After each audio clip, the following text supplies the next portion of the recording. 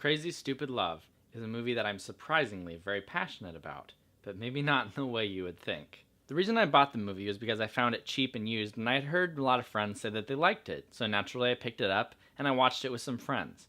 After the movie was over, an interesting conversation happened. One of my friends said, "Wow, what a sad movie." Naturally, people's response to this was, "What do you mean? The movie has a happy ending. Everyone's in love and everyone's back with who they're supposed to be and it's happy."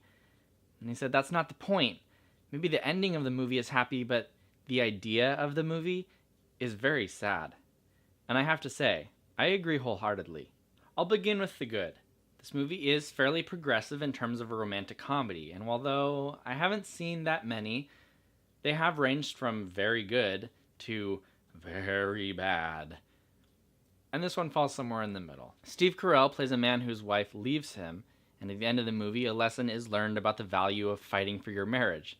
That's good. Ryan Gosling's character learns that there's more value in having a relationship built on mutual interest and love than just sleeping around for passion. The movie also teaches an important lesson about having a double standard when it comes to your children. These things might be quality values for most audiences, but there's an overwhelming amount of ideas in this movie that simply show the depravity of man in our view of sexuality. Carell's character Cal sleeps with his son's teacher, and after he gets back with his wife, there's an extremely uncomfortable scene played for laughs in which he has to interact with his teacher and his wife at the same time. What I found most shocking is that it seems as if the filmmakers were trying to say that the only serious repercussion for his sexual deviance is a slightly awkward conversation, which is played for laughs in the movie. Cal's wife finds out eventually, but she also had an affair when she was away.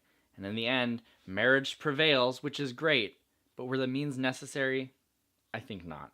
Without a doubt, the most troubling theme in this movie is the relationship between Cal's son and his babysitter. At the end of the movie, I coiled in horror as I realized that his babysitter was going to give him her nude pictures to get him through high school. This movie makes the interaction seem cute. What world are we living in which the distribution of child pornography can be deemed cute as long as it's between a 13-year-old and a 17-year-old? This is clearly the most disturbing element of this movie. I know of people who refuse to watch any romantic comedies because they believe it will skew their view on love and sexuality. There's this idea of cumulative narrative in which it's believed that the more we engage in stories together, the more we believe that those stories hold truths.